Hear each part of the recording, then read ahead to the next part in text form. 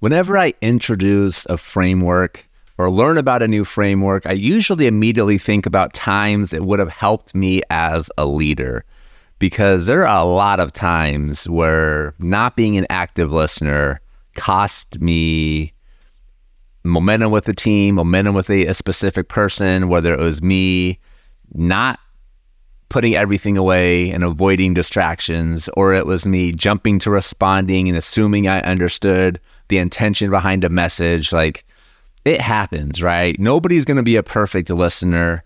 The idea, though, is let's get better. Let's think about how can I implement some of this into my day-to-day so that I can be a more impactful leader, because this is a small change that's going to go a long ways. I mean, if we follow these steps in how we listen, and we're even thinking about these steps as we're having a conversation with an employee, it can absolutely prevent a lot of missteps. Like, we're still not going to be perfect. Nobody is, but it can help us make progress and do a better job of making sure people feel appreciated and supported. I once had a manager I was working with that came to me with a problem, and the problem itself, it seemed like such a small thing in that moment that I thought they were just joking. Like, I thought it was a joke. I thought that there was almost like a exaggeration of how they were feeling.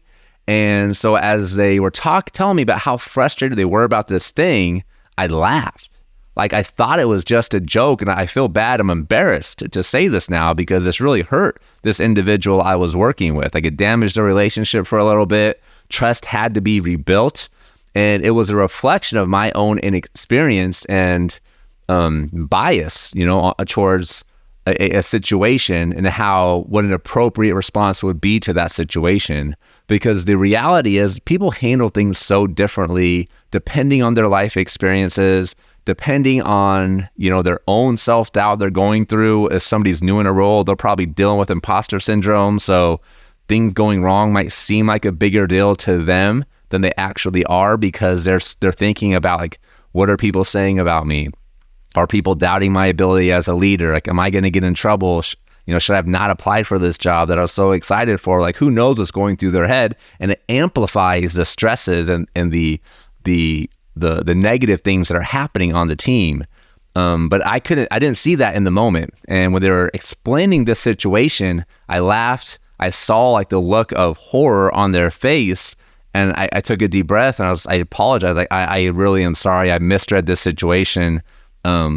Let's talk about it a little bit further. So I jumped straight to responding, right? Had I taken the time to really sense what was happening, to interpret it, to evaluate it, I would not have come to the conclusion that it was okay to chuckle in this moment. And it might seem like a silly thing, but it's a big deal. Like, these sort of missteps can literally be the reason people quit. Like, if they're already approaching, that place, they're already frustrated in the role, even if we see them as a talented person, we see them as somebody we really want to be part of the team because we see the value that they bring, like, those sort of missteps can be massive in impacting somebody's experience. And it's just important that we do the things that we need to do to prevent those sort of situations. It really is a big deal. And just by following this framework, I would have avoided a lot of that, which would have been cool.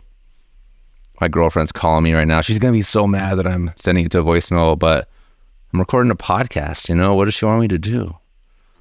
Hopefully she'll hear this, so make, oh, okay. At least he shouted me out. At least he shouted me out on the podcast.